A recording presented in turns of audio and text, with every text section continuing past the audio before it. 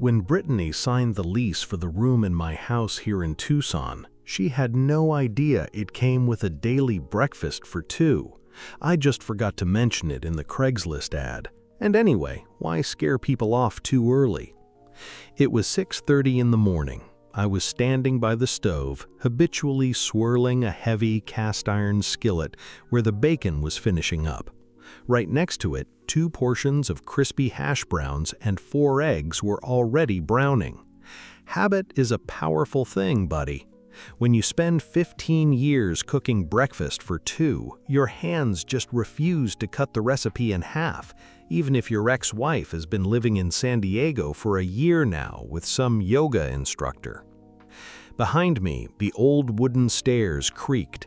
I didn't turn around, but from the rustle of cotton, I knew my new tenant was back from the night shift. Brittany shuffled into the kitchen, her blonde hair a mess, looking like she'd personally hauled patients across the Arizona desert all night. If this is a sleep deprivation hallucination, at least it smells good, Brittany rasped, leaning her elbow on the kitchen island. She rubbed her eyes, leaving a faint smudge of mascara on her cheek. "Morning anesthesia," I said, turning off the burner. "Sit down, dig in while it's hot." I scooped half the skillet's contents onto a large ceramic plate and slid it across the counter. Brittany looked at the food, then at me, looking way up since I'm nearly 6'3" and she's barely 5'4". "Russell," she said slowly, squinting against the morning sun filtering through the blinds, "we didn't discuss this. My lease says kitchen privileges, not room and board. How much do I owe you for this performance?" "Nothing," I shrugged, sitting down opposite her with my own portion. "I've been cooking for 2 since the day my ex moved out. Old habits. If you don't eat it, it's just going to end up in the trash, and my inner cheapskate won't survive that. So let's just say you're saving my sanity." Brittany pursed her lips, sizing up the situation. She picked up a fork, carefully speared a piece of bacon, and popped it into her mouth. She closed her eyes. A look washed over her face as if she had just signed a peace treaty with the world. "Okay," she conceded after swallowing, "but if you're trying to fatten me up to sell my organs, just so you know, after 10 years in the ICU, my kidneys have 0 market value." "I'll keep that in mind," I chuckled. "I'll save your liver for a rainy day. Want some coffee?" "Black, like my soul after 12 hours in the ER," she nodded, reaching for a hash brown. I got up and poured her a big mug of strong Folgers. As I set it on the table, I noticed how thin her wrists were. No rings on her fingers, just bare skin. "Well, Russell," I thought, "at least you won't have to share a bathroom with some jealous boyfriend." "Rough shift?" I asked, turning back to my eggs. "Total zoo," Brittany replied, her fork flying. 2 teenagers decided to test which was tougher, their scooter or a concrete wall. Spoiler alert, the wall won. Then they brought in some old guy who mixed up his sleeping pills with Viagra. His wife was in shock, and so were we. What about you? Why are you up so early? I thought your run wasn't until tonight." I glanced at the clock on the microwave. "Need to swing by the garage, check the brakes on my Peterbilt. Dispatch gave me a run to Dallas. I'm rolling out at 4. I'll be back sometime Friday. House is all yours." "They pay you to spend 3 days in a cab with a pile of metal?" She propped her chin on her hand, studying me closely. "They pay me to haul tons of toilet paper across 3 states so folks in Texas don't panic," I said, taking a bite of my toast. "The romance of the open road, you know." "Oh yeah, incredibly sexy," Brittany snorted, but there was a spark in her eyes. She could definitely hold her own. She looked to be about 38. The laugh lines around her eyes suggested she either laughed a lot or spent too much time squinting under OR lights. I liked her voice, a little raspy, calm, without that fake California perkiness. We finished eating at a cozy, lazy pace. Around us, the kitchen smelled of melted butter, strong coffee, and that clean Arizona dry heat that was already starting to warm up the air outside. It was strange how quickly a stranger could fit into a space that just a week ago felt too big and empty. After the divorce, I'd spent 6 months wandering these rooms like a ghost, listening to the echo of my own footsteps. And now here was a woman in funny blue scrubs wiping her fingers with a paper napkin. "Thanks for breakfast, Chef," Brittany said, standing up and gathering the dirty dishes. "Leave it, I'll wash up," I said, catching her by the elbow. Her arm was warm. She froze for a second, looking down at my fingers on her sleeve. I eased my hand back. "You need to get some sleep. You've got dark circles under your eyes big enough to smuggle contraband in." "Hey, easy on the compliments, trucker." She smiled faintly, but left the dishes. "I really am crashing. If the house catches fire, just carry me out first, along with my stethoscope. That thing was expensive." "Deal," I called after her as she shuffled toward the stairs. The next few hours went by in a blur of prep work. The garage, the smell of grease, a long talk with the mechanic about air filters, and fueling up on the edge of town. My Peterbilt, a black giant with chrome pipes, purred like a happy cat. I loved this job. When you're behind the wheel of an 18-wheeler, the world just seems simpler. There's only the road, the horizon, and a radio station playing old country. Your problems stay somewhere back there, blurred in the rearview mirrors.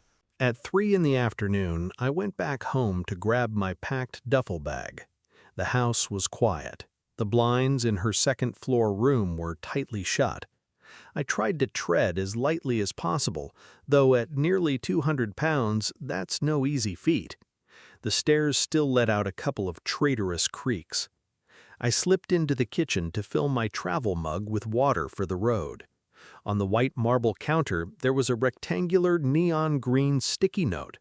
Written on it in a loose medical scrawl was, "In the bottom drawer of the fridge, broccoli cheddar soup, specifically for truckers who live off last week's gas station hot dogs.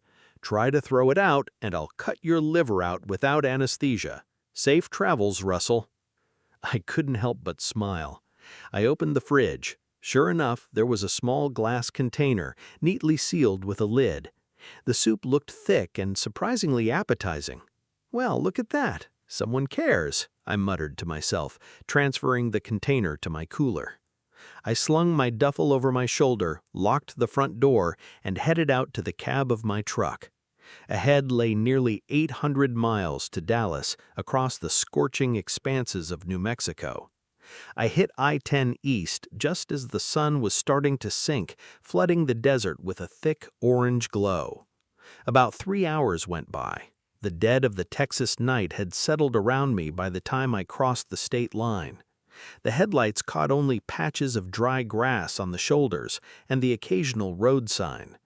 I decided to plug my phone into the charger to call dispatch and confirm I'd hit my first checkpoint. I plugged the cable in. Suddenly, my old iPhone screen flared with a bright white flash, let out a weird raspy hiss from the speaker, and went completely dead. I pressed the power button.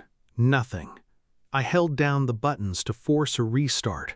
The black screen stared back at me with total indifference. The smartphone that had served me for 3 years had just completely fried in the middle of a dark highway. An $800 chunk of plastic. I slowly lowered my hand, staring at the dark road ahead. I was cut off, and worse, I remembered Brittany was supposed to call me tonight to make sure my paper-filled rig hadn't flipped over on the first sharp turn. For the next 3 days, I'd be off the grid, in the middle of nowhere, with absolutely no way to let her know I was still breathing. The Pilot truck stop just outside of El Paso at 10 at night is a special circle of highway hell, paved with diesel-soaked asphalt and lit by blurry neon. I parked my Peterbilt in a long row of trucks, sandwiched between a rusty Volvo and a massive reefer that was humming so loud it sounded like it was about to blast off into space. I rubbed my stiff neck, listened to my stomach growl, and remembered the green sticky note. I reached for the glass soup container, but underneath it, my fingers touched something strange, some kind of thick plastic Ziploc bag that definitely hadn't been there when I left Tucson. I pulled the bag into the green glow of the dashboard lights. Inside was a brand new, straight off the Walmart shelf, cheap little black Alcatel flip phone. You know, the kind you only see in old crime shows, or carried by people who never switch to smartphones. Another neon green sticky note was stuck to the plastic cover. For humanitarian relief drivers whose tech is older than my college degree. The battery lasts a week. My number is programmed under speed dial 2. Texas is ahead, Russell, so don't go full Tom Hanks in Castaway. Eat your soup. I just stared at the flip phone for a few seconds, feeling the corners of my mouth creeping up on their own. In 15 years of marriage, my ex-wife, Sandra, never once checked to see if I'd made it to Houston until the money for the run hit our joint card. And here was a woman I'd shared 4 breakfast eggs with this morning, anticipating my phone's death 2 steps ahead. I flipped it open. The screen lit up a bright blue, showing a full battery. I held down the number 2. The first ring went through, then the second. A strange wave of butterflies suddenly hit me, like I was 17 again, calling a girl from high school auto shop. Tucson Emergency Services, her voice answered on the line. The rasp was gone. Brittany was clearly wide awake and ready to roll. "You're a witch, aren't you?" I asked, leaning back against the sleeper berth and shutting the microwave door after popping the soup inside. "Come clean, where are you hiding the crystal ball?" "Oh, contact with civilization has been established," Brittany laughed on the other end. "I see the big guy got hungry and finally checked his cooler. How's your high-tech $1,000 piece of junk? Did it ever come to?" "Dead for good," I confessed. "Didn't even blink goodbye. I'm just outside El Paso. How did you know it was going to kick the bucket?" "Russell, I work in the ICU," she said calmly. And I could practically hear her spinning some kitchen utensil. "I saw you shaking it at the coffee maker this morning and how the screen was flickering. With symptoms like that, phones only have about 2 hours to live. And since you're stubborn as an old Arizona mule, you'd never stop by a repair shop before hitting the road." "I'm not stubborn. I'm thrifty," I countered, pulling out the hot container. That cheddar smells incredible. Hey, where did you even get a spare drug dealer phone?" "Bought it last month for my aunt in Phoenix, but she said the buttons were too small for her nails," Brittany snorted. "So it just sat in a drawer. Go ahead and eat. Judging by your voice, you're about ready to chew on your own steering wheel." I scooped up a spoonful of the thick soup. Broccoli, cream, just the right amount of kick. For a trucker used to eating dried-out roller grill hot dogs from roadside gas stations, this tasted like a Michelin-starred restaurant. "Brittany, is it even legal to cook this good?" I swallowed the first bite. "If you ever decide to quit medicine, we could open a food truck. I'll drive. You whip up this masterpiece." "Keep dreaming, sweetheart," she said, those same warm, sarcastic undertones creeping into her voice, making things feel instantly cozy. "You don't have nearly enough capital to fund my culinary ambitions, driver. How's the road? Is dispatch giving you a hard time?" "They track my location via satellite through the trailer's onboard computer," I replied, "so Bobby knows exactly where his toilet paper is. Everything good at the house? Any alley cats attack you?" "The neighbor's fat orange cat tried to break in through the back door. I put out some of that cereal you left on the table. He looked at me like I was public enemy number 1, ate half, and went to whine about life under the fence. That cereal cost $5. I said with a fake sigh. "You're a high-maintenance tenant, Brittany." "Yeah, but you have a working phone and a hot dinner," she shot back. "We're even, big guy." "All right, I've got to get ready. Taking an extra shift tonight, covering for a coworker. Don't go taking those curves too fast." "Thanks for, well, everything," I said, suddenly serious, stopping my spoon halfway to my mouth. "Don't mention it, Russell. Just come back with your sanity intact. Bye." The line went dead with a series of short beeps. I snapped the flip phone shut, laid it next to my plate, and suddenly realized the desert outside my window didn't seem quite so endless and alien anymore. I finished the soup, wiped the container clean with a paper towel, and decided to check the cargo straps before turning in. 5 hours of shut-eye in the cab, and then back on the road to hit Dallas by noon. I threw on my jacket and hopped down from the high cab onto the cool Texas asphalt. The night air smelled of hot brakes and cheap coffee. I walked down the massive side of my trailer, thumping each of the 18 tires with my heavy boot. Everything checked out. I walked around to the back doors of the rig to check the security seal. Suddenly, a figure stepped out from behind the neighboring white freightliner. A man in a dirty baseball cap and an old windbreaker started walking straight toward me with a confident stride. His hands were buried in his pockets, and his eyes scanned the lot a little too quickly for a regular driver just out stretching his legs. "Hey, buddy," he said quietly, his voice almost a whisper as he stopped about 3 paces from my bumper. "Nice rig. Look, I need to unload some product, fast. Got guys waiting in Dallas, but my reefer is acting up. I'll let 3 pallets of fresh salmon go for dirt cheap. You've got plenty of room in that trailer anyway. Saw you loading up back in Tucson. We can make a deal, right?" I pursed my lips, sizing up the situation. You get all kinds of sketchy characters hanging around truck stops along I-10, but this guy clearly knew exactly what was inside my locked trailer, even though the seal was unbroken. "My trailer is sealed, pal," I replied calmly, resting my hand on the heavy iron latch. "And it's just paper. Go find another buyer for your fish."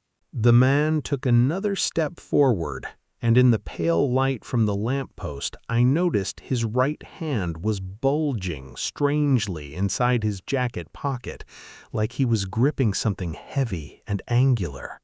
"I think we're going to make a deal, Russell," he said softly, using my name, which wasn't written anywhere except on my internal manifests and bills of lading.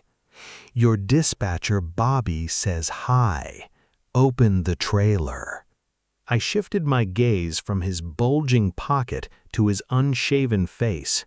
In 15 years on the road, I'd run into hundreds of these entrepreneurs. They usually prey on rookies or guys hauling high-end electronics, hoping to shake them down. "Bobby, huh?" I slowly reached into the cab through the open door and wrapped my fingers around the 3-foot steel pry bar I used to check brake tension. "That's funny, because Bobby is asleep in his bed in some Phoenix suburb right now, and his wife Peggy would rip his head off if anyone but the company owner called him this late. And another thing, Bobby never says hi. He usually opens a conversation by cussing a blue streak." I pulled the bar out, letting it catch a dull glint under the dim truck stop lights. My 6'3" bulk loomed over the stranger right on cue. "So, what's the word on that salmon, pal?" I asked, taking a step forward and keeping the bar ready.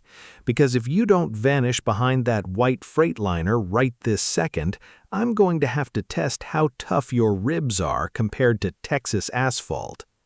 The guy sized up the width of my shoulders, looked at the piece of steel in my hand, spat on the ground, and muttered something under his breath before quickly heading off into the dark parking lot.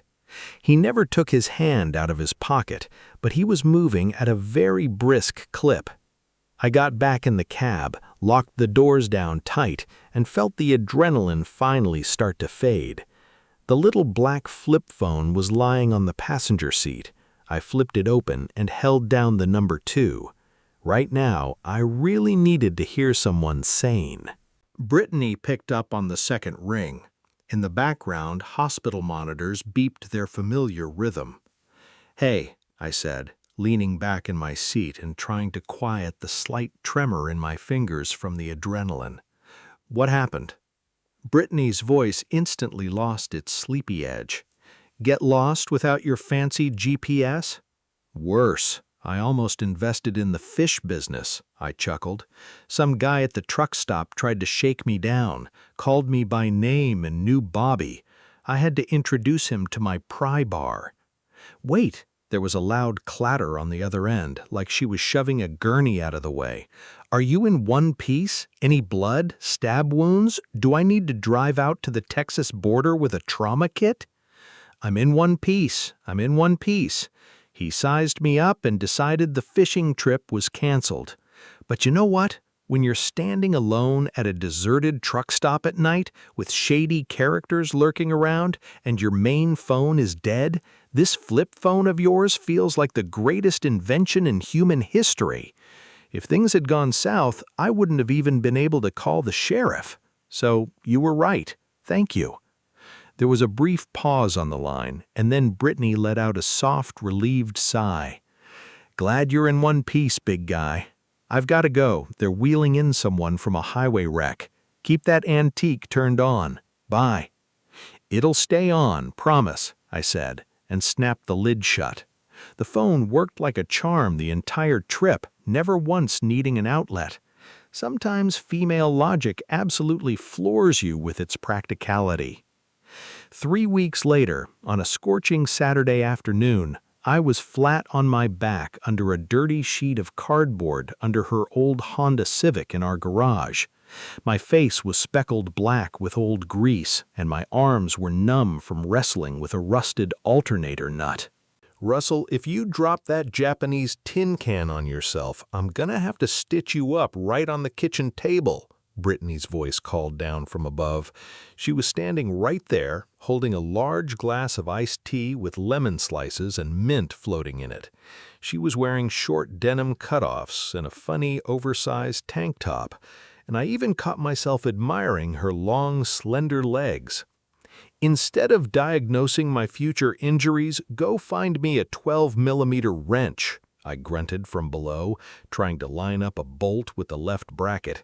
"This car of yours is held together by nothing but a wing and a prayer and the good name of its first owner." Brittany leaned down, fished the right tool out of the toolbox, and slid it under the bumper to me, trying to keep her clean fingers out of the grime.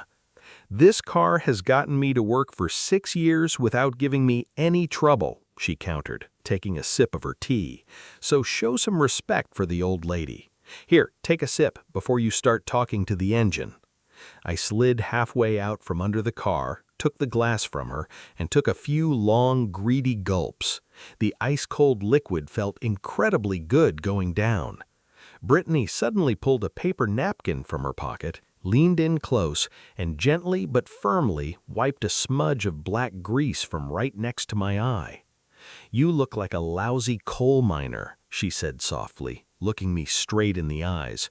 Her fingers lingered on my cheek for just a second. "Your alternator is gonna run like new now, so you owe me dinner." "Deal, big guy," she smiled, taking the glass back. "I'll see you in the kitchen. I made some hot beef and corn, just the way you like it." Another month and a half went by. The official lease term written on our little piece of paper was coming to an end today. It was 7:30 in the morning. I was standing at the stove, routinely flipping bacon strips in the cast-iron skillet. A cool Tucson morning breeze drifted through the open window, the sun just barely kissing the tops of the saguaros in our yard. Behind me, the old stairs creaked. Brittany came down in blue jeans and a simple white sweater. In her hands, she held the exact same cardboard folder with the lease agreement we'd signed 3 months ago. She walked up to the kitchen island and silently laid it on the marble countertop right under my nose. "Well, landlord," she said, sliding onto a bar stool. Her voice was calm, but her fingers were gripping the edge of the counter a little too tightly. "Today is the 30th. My lease on this castle expires at exactly 12 noon. I was in no hurry to turn around. I turned off the burner, carefully transferred the bacon to a plate where perfectly crispy hash browns and 2 eggs were already waiting. I poured coffee into her favorite oversized mug. "So, what's the game plan, nurse?" I asked, turning to face her. "Did you find a place closer to the hospital? Somewhere no one disrupts your sleep after a night shift and doesn't force-feed you cholesterol bombs every morning?" "As a matter of fact, yes." Brittany tapped her fingernail lightly against the folder. "I looked at a studio on Grant Road yesterday. It gets plenty of sun, has a brand new AC, and a little balcony where I can grow mint for cocktails. And best of all, absolutely no smell of grease from your jackets in the hallway." I walked over to the counter, set the breakfast plate and her coffee mug in front of her, and sat down opposite her. "Sounds like total nonsense," I muttered, picking up my fork. "Why's that?" Brittany arched an eyebrow but reached for her coffee anyway. "Well, for starters, traffic on Grant Road is an absolute nightmare at 7 in the evening. You'll lose your mind just trying to get to your shift," I started, calmly counting on my fingers. "Second, the neighbors around there are mostly U of A students who throw parties every Tuesday and blast their crappy rap at full volume. And third, who's gonna brew your coffee black as your soul, huh? Those mama's boys don't even know which way to turn a stove dial." I stood up and walked over to her side of the island. Brittany froze, watching me. I grabbed the back of her heavy wooden stool, gently pulled it back, and then slid it smoothly back in, as if locking her into place. My hands lingered on her shoulders for a second, feeling her warmth through the white fabric of her sweater. I felt her relax under my palms. "We need to rewrite the lease, Russell," she said softly, without turning her head, but those familiar warm undertones were back in her voice. "The temporary occupancy clause has got to go." "We'll rewrite it," I said, returning to my seat and picking up my mug. "We'll just write permanent, and we'll add a clause about a mandatory supply of cheddar soup every time I get back from Texas." Brittany speared a piece of hash brown, popped it into her mouth, and looked at me with those green eyes of hers. There wasn't a trace of her old loneliness or clinical burnout left in them. "Well, if there's cheddar involved, I suppose I'll withdraw my application for that studio," she said, sliding the folder closer to the napkin holder. "But you're still cleaning the AC in my room today, big guy. That is non-negotiable." "Already on my to-do list, nurse," I nodded, taking my first sip of hot coffee. The Tucson sun had fully risen, cutting through the blinds and flooding the kitchen with a thick golden light, and for the first time in years, it felt like this house would never seem too big or empty again.